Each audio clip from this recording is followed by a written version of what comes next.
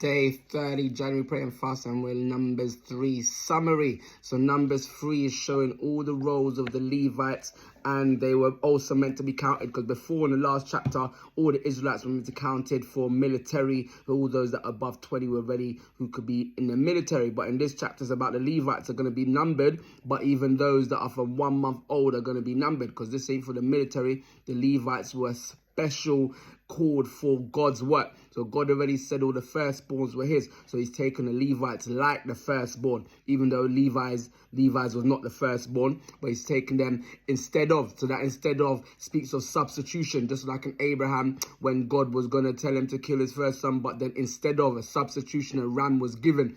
So same thing here, instead of. So God already tells them that instead of counting the firstborn, and then the firstborn was like 20 something, say 22,700, but the Levites was only say 22,000, so a short amount. So they had to pay a redemption price of like 5 shekels of silver in order for the ones that, because there weren't enough of the firstborn compared to of the Levites to cover the firstborn. So they had to pay the silver. But that reminds us of, so those Levites were redeemed with silver, whereas later on Christians are redeemed by a precious unblemished blood of the Lamb, of Jesus. So the other parts of the chapters, it reminds them of how Moses, Aaron's children, also the difference between Levites and the priests. So it's not all Levites that were priests, it's only Aaron's descendants that became priests. But remember, Aaron's 2 children, they were killed because they were given strain. They were deciding to burn a strange fire in front of the Lord. So it's a reminding of, you can't just serve God how you want. And the priests had certain responsibilities. So God reminded them of this in 5 times in this chapter. So remind them of this. So he wants them to remember what they did wrong. So also it talks about, so the death of Nadab and Abihu referenced 5 times we talked about. So we also talked about Eleazar and Ithamar. So instead of them being the firstborn, because the firstborn Aaron is now dead, so it's now the 3rd and 4th that now inherit the priesthood and will pass it down to their children. We also talk about, so the Levites are put into 3 main camps, 3 main fathers from the sons of Levi. So you got the Gershon, you got Kohath, and you got Merari. So Gershon came from the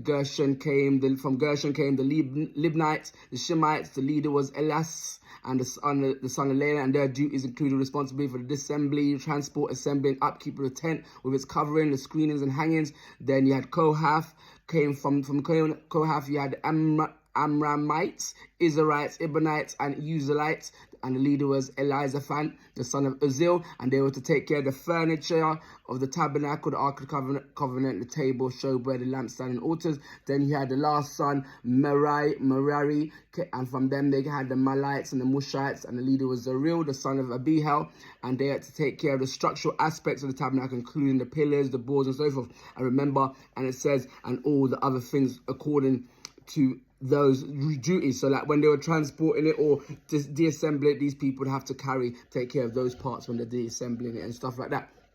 Also, some commentaries will mention that if it was only 22,273 firstborn in Israel, then that would be a very small percentage, like 1 in 27 sons were firstborns. So they're thinking this count was more about the ones that had been born since the departure of Egypt, not all of the actual firstborn, just the ones that have been born in this last 13 months. So we also, to summarize the chapter, we also see just how here God's creating order and appointing. So the Levites were in charge of making sure they take care of the tabernacle, not let anyone near. And that near could be enemies or even this enemies or friends that were trying to do things they shouldn't be doing. Because later on, even from so Canaanites, they decided to try overthrow Moses or Aaron, thinking, why are they in charge of the people? So the Levites were in charge of keeping guard. To keep guard was still like a permanently guard, ready to kill an unauthorized person approaching the tent of meeting.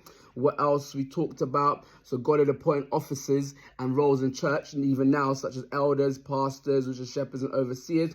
But in the new covenant, everyone's a priest, compared to this old covenant where only Aaron's children could be priests. But in the new covenant, everyone's a priest and has equal standing with God and standing before God in Jesus Christ, and equal access to God in Jesus.